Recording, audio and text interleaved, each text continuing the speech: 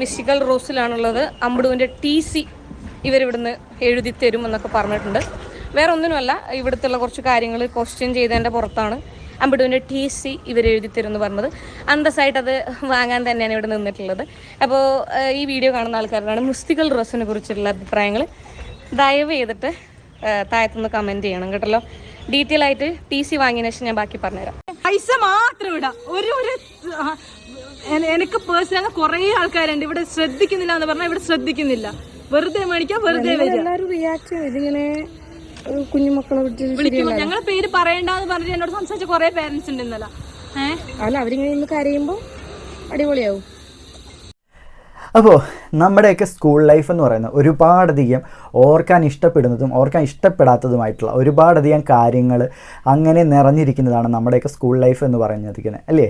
ഒത്തിരിയധികം നല്ല നല്ല ഓർമ്മകളുണ്ട്, അതുപോലെ തന്നെ ഒത്തിരിയധികം വിഷമിപ്പിക്കുന്ന ഓർമ്മകളുണ്ട്, ദേഷ്യം വരുന്ന ഓർമ്മകളുണ്ട്, സന്തോഷിക്കാൻ പറ്റുന്ന ഓർമ്മകളുണ്ട്. പക്ഷേ ഇപ്പോഴത്തെ കാലഘട്ടത്തിൽ പലരുടെയും സ്കൂൾ ലൈഫ് എന്ന് പറയുന്നത് വല്ലാത്തൊരു ടോർച്ചർ നിറഞ്ഞൊരു ലൈഫാണ്. പല ആൾക്കാരുടെ ഞാനൊക്കെ 1ാം ക്ലാസ്സിലൊക്കെ പഠിക്കുന്ന സമയത്ത് പണ്ട് ജയലക്ഷ്മി എന്ന അങ്ങനെ വിജയമ്മ ടീച്ചർ, ഞാൻ പഠിക്കുന്ന സമയത്തുണ്ടായിരുന്നത് വിജയമ്മ ടീച്ചർ എൻ്റെ 1ാം ക്ലാസ്സിലെ ടീച്ചറാണ്.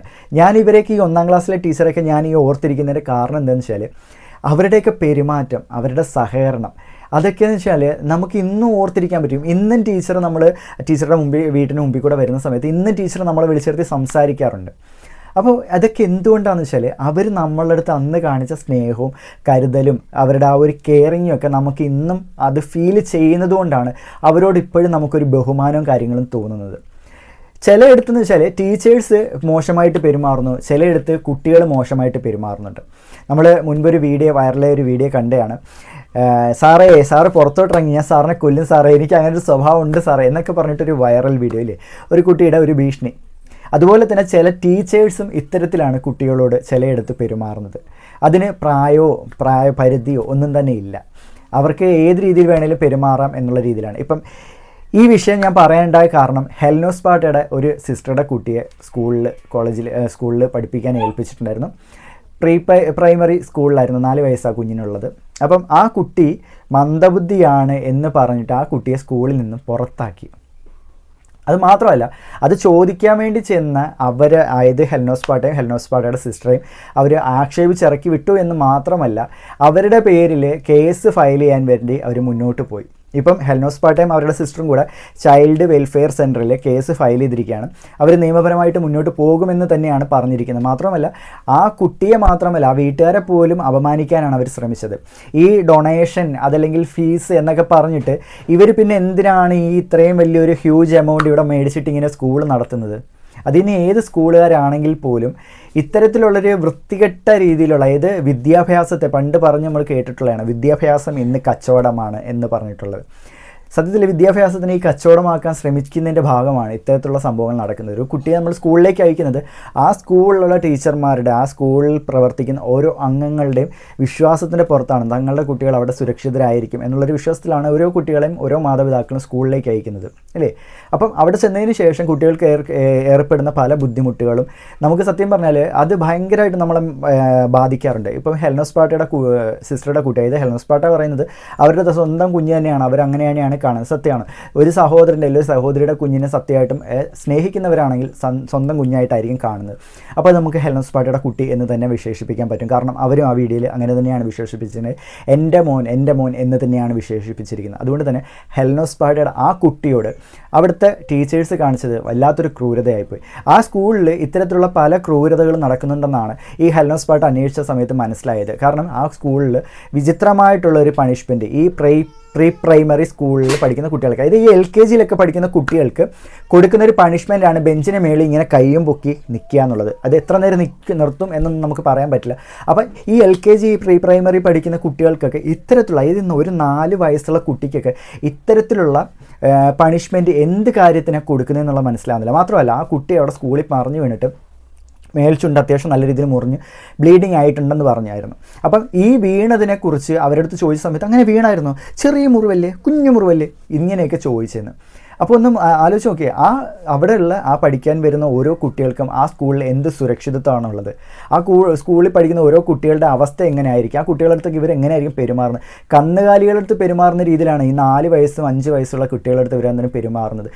ബുദ്ധിയില്ലാന്ന്, ഒരു 4 വയസ്സുള്ള കുഞ്ഞ് പഠിച്ചില്ല എന്ന് പറഞ്ഞിട്ട് അതിന് ബുദ്ധിയില്ല, മന്ദബുദ്ധി കുട്ടി എന്ന് അതിനെ വിശേഷിപ്പിച്ചത്.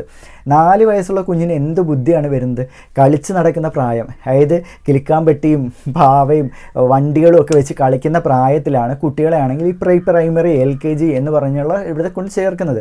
അതായത് കൊച്ചു കുട്ടികൾ ആ ഒരു പ്രായത്തിൽ അക്ഷരങ്ങളൊക്കെ പഠിച്ചു വരില്ല. അപ്പോൾ 1ാം ക്ലാസ്സിലും 2ാം ക്ലാസ്സിലൊക്കെ ആകുമ്പോഴത്തേക്ക് കുട്ടികൾ അത്യാവശ്യം നല്ല രീതിയിൽ അക്ഷരമൊക്കെ പഠിക്കുമല്ലോ. ഈ ഒരു മൈൻഡിലാണ് എല്ലാ മാതാപിതാക്കളും ഈ LKG UKG പ്രൈമറി സ്കൂളിലൊക്കെ കൊണ്ട് ആഡ് ചെയ്യുന്നത്. കാരണം വെച്ചാൽ അവർ 1ാം ക്ലാസ്സിലേക്ക് എത്തുമ്പോൾ അക്ഷരം അറിയാതെ എത്തത്തില്ലല്ലോ. ഞാനൊക്കെ എന്ന് വെച്ചാൽ 1ാം ക്ലാസ്സിലൊക്കെ എത്തിയതിന് ശേഷമാണ് അക്ഷരങ്ങളൊക്കെ പഠിച്ചു തുടങ്ങി. ഞങ്ങൾ അക്ഷരം പഠിക്കാനൊക്കെ വിട്ടിട്ടുണ്ടെങ്കിലും 1ാം ക്ലാസ്സിലും 2ാം ക്ലാസ്സിലൊക്കെ എത്തിയതിന് ശേഷമാണ് കൂടുതൽ ഞങ്ങൾ അക്ഷരമൊക്കെ പഠിച്ചു തുടങ്ങിയത്. കാരണം വെച്ചാൽ നമുക്ക് ആ സമയത്ത് കിട്ടിയിരുന്ന ട്യൂഷനും അതുപോലെ തന്നെ സ്കൂളിൽ നിന്നുള്ള അറിവുകളൊക്കെ വെച്ചിട്ടാണ് നമ്മളൊക്കെ അന്ന് പഠിച്ചു തുടങ്ങിയത്.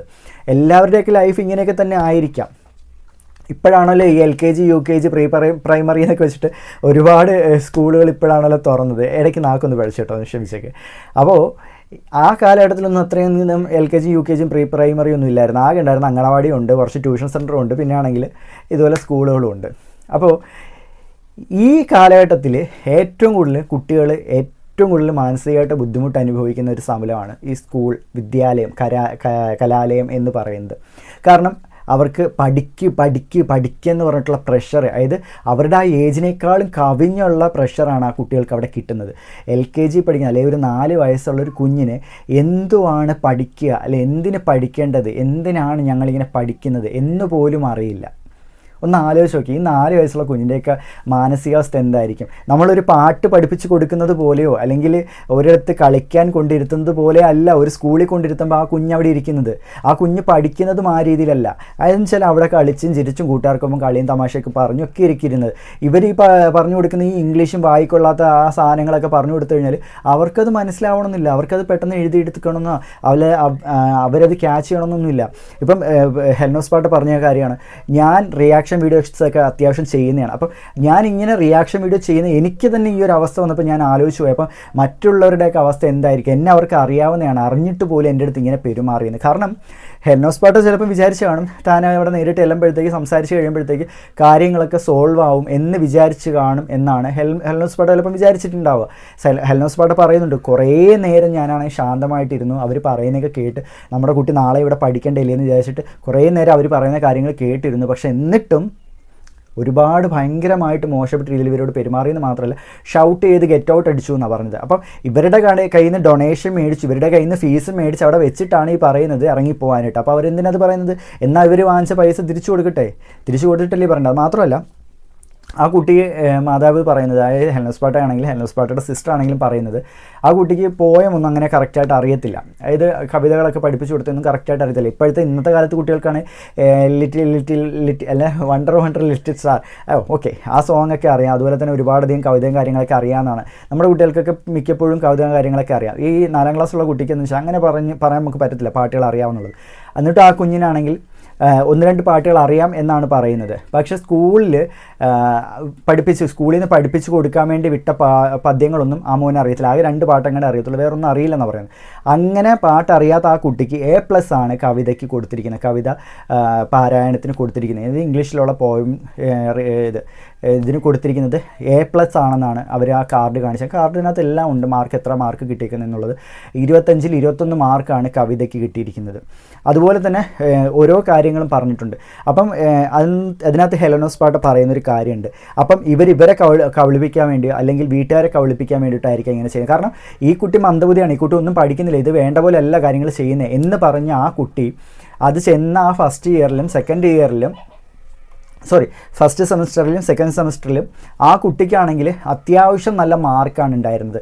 10-ൽ 6, 25-ൽ 21, അതുപോലെ തന്നെ 20-ൽ 16 എന്നൊക്കെ പറഞ്ഞിട്ട് ആ കുട്ടിക്ക് മാർക്ക് കിട്ടിയിട്ടുള്ള അതിനകത്ത് കാണിക്കുന്നത്. B+, A+, B എന്നൊക്കെ മാർക്കാണ് കിട്ടിയിരിക്കുന്നത്. അപ്പോൾ ഇത്രയും മാർക്ക് കിട്ടിയ ഒരു കുഞ്ഞ് എങ്ങനെയാണ് മന്ദബുദ്ധിയാവുന്നത്? അപ്പോൾ ആ കുട്ടിയെ ഉറപ്പായിട്ടും അവിടെ നിന്നും പുറത്താക്കിയത്, ആ കുട്ടി സ്കൂളിൽ നടക്കുന്ന കാര്യങ്ങൾ വീട്ടിൽ ചെന്ന് പറയുന്നുണ്ട്, വീട്ടിൽ നിന്ന് രക്ഷകർത്താവ് വിളിച്ച് സംസാരിക്കുന്നുണ്ട് എന്നുള്ളൊരു കാരണം കൊണ്ടായിരിക്കാം ആ കുട്ടിയെ പുറത്താക്കിയിരിക്കുന്നത്. ഹെൽനോസ് പാട്ട് അന്വേഷിച്ച സമയത്തും ഹെൽനോസ് പാട്ടയ്ക്ക് മനസ്സിലായ ഒരു കാര്യം പറയുന്നുണ്ട്, പല കുട്ടികളും വീട്ടിൽ ചെന്നതിന് ശേഷം ശരീരം വേദന എടുക്കുന്നു എന്ന് പറയാറുണ്ട്, കാലിന് വേദന, കൈക്ക് വേദന എന്ന് പറയാറുണ്ട്. അവിടെ വിചിത്രമായിട്ടുള്ള ഒരു പണിഷ്മെൻറ്റ് കൊടുക്കുന്നത് എങ്ങനെയാണെന്ന് വെച്ചാൽ കുഞ്ഞുങ്ങളെ മേലെ കയറ്റിയെടുത്ത് ഇങ്ങനെ കൈ രണ്ടും പൊക്കി പിടിച്ച് നിർത്തുന്നു ബെഞ്ചിന് മേളിൽ. ഇതൊക്കെ വളരെ വിചിത്രമായിട്ടുള്ള. അതുപോലെ തന്നെ ഹെലൻ സ്പാട്ട് പറയുന്നൊരു കാര്യമാണ്, ഒരു കുട്ടിയെ അവിടെ മറ്റൊരു കുട്ടി അടിക്കേണ്ടായെന്ന്. അപ്പോൾ ഈ അടികൊണ്ട കുട്ടിയെ അടിച്ച കുട്ടിയെ എടുത്തുകൊണ്ട് നിർത്തിയിട്ട് ഈ അടിച്ച കുട്ടിയുടെ അതായത് അടികൊണ്ട കുട്ടിയോട് പറയുകയാണ് ആ അടിച്ച കുട്ടിയുടെ കരണത്തടിക്കാൻ പറഞ്ഞിട്ട് അടിപ്പിച്ചു എന്ന്. അതായത് ഈ സ്കൂൾക്കാർ. അപ്പോൾ ഒന്ന് ആലോചിച്ച് നോക്കിയേ, ഈ പഠിപ്പിക്കുന്ന ഈ കലാലയം അല്ലെങ്കിൽ ഈ ഒരു വിദ്യാലയം എങ്ങനെയാണ് അവിടെ കുട്ടികളെ ട്രീറ്റ് ചെയ്യുന്നതെന്നുള്ളത്. എന്ത് വിശ്വസിച്ചാണ് ഈ കുട്ടികളെ ഈ ഒരു സ്കൂളിലേക്ക് ആൾക്കാർ അയക്കുക? എന്ത് വിശ്വസിച്ച് ഈ ഒരു കുട്ടികളെ ഇങ്ങനെ വിടും മാതാപിതാക്കൾ? ഒന്ന് ആലോചിച്ച് നോക്കി. കാരണം വെച്ചാൽ ഇത്രയും വിചിത്രമായിട്ടുള്ള പണിഷ്മെൻ്റ് ഒന്നും വേറെ ഒരു സ്കൂളിലും കൊടുക്കത്തില്ല. വേറെ ആരും തന്നെ ഇത്രയും വിചിത്രമായിട്ടുള്ള ഒരു പണിഷ്മെൻറ്റ് കൊടുക്കില്ല. ഇത് ഉറപ്പായിട്ടും ഹെലൻ സ്പാട്ട് പറയുന്ന പോലെ ചൈൽഡ് വെൽഫെയർ ലൈൻ അന്വേഷിക്കണം, ഇതിനെതിരെ നിയമ നടപടികൾ സ്വീകരിക്കണം. അതായത് കുട്ടികളെ ഉപദ്രവിക്കുന്നതും കുട്ടികൾക്ക് ഇത്തരത്തിലുള്ള പണിഷ്മെൻറ്റ് കൊടുക്കുന്നതും നമ്മുടെ ഇന്ത്യൻ നിയമപ്രകാരം ശിക്ഷാർഹമാണ്. അപ്പോൾ ഇത് നിയമപരമായിട്ട് കേസ് ഫയൽ ചെയ്ത് ഇവർക്കെതിരെ ഈ സ്കൂൾ മാനേജ്മെൻറ്റിനെതിരെ തീർച്ചയായിട്ടും നടപടിയെടുക്കണം. ഹെലൻ സ്പാട്ടൊക്കെ ആണെങ്കിൽ ഇപ്പോൾ ചൈൽഡ് ലൈനിൽ കേസ് ഫയൽ ചെയ്തിട്ടുണ്ടെന്നാണ് പറയുന്നത്. പക്ഷേ അത് മാത്രമല്ലാതെ ഇത്തരത്തിലുള്ളൊരു സംശയം ഇപ്പം ഉന്നയിച്ച് വന്ന സമയത്ത് ആ സ്കൂളിനെതിരെ തീർച്ചയായിട്ടും ഒരു അന്വേഷണം പുറപ്പെടുവിക്കണം എന്ന് തന്നെയാണ് എനിക്ക് പറയാനുള്ളത്. കാരണം നാളെ സമയത്ത് ഒരു കുട്ടിയുടെ മരണമായിരിക്കാം ചിലപ്പം ഇതിന് വേണ്ടിയിട്ട് വീണ്ടും വഴി തുറക്കാൻ പോകുന്നത്. അത്തരത്തിലുള്ള ഒരു സംഭവത്തിലോട്ട് പോകാതെ അതിന് മുൻപേ തന്നെ ഇത് ബ്ലോക്ക് ചെയ്യാൻ പറ്റിക്കഴിഞ്ഞാൽ അത്രയും നല്ലതാണ്. അപ്പോൾ ഇത്രേ പറയാനായിട്ടുള്ളൂ. നമ്മുടെ വീഡിയോ ഇഷ്ടപ്പെട്ടു കഴിഞ്ഞാൽ ലൈക്ക് ചെയ്ത് ഷെയർ ചെയ്ത് സപ്പോർട്ട് ചെയ്യാം. ബൈ.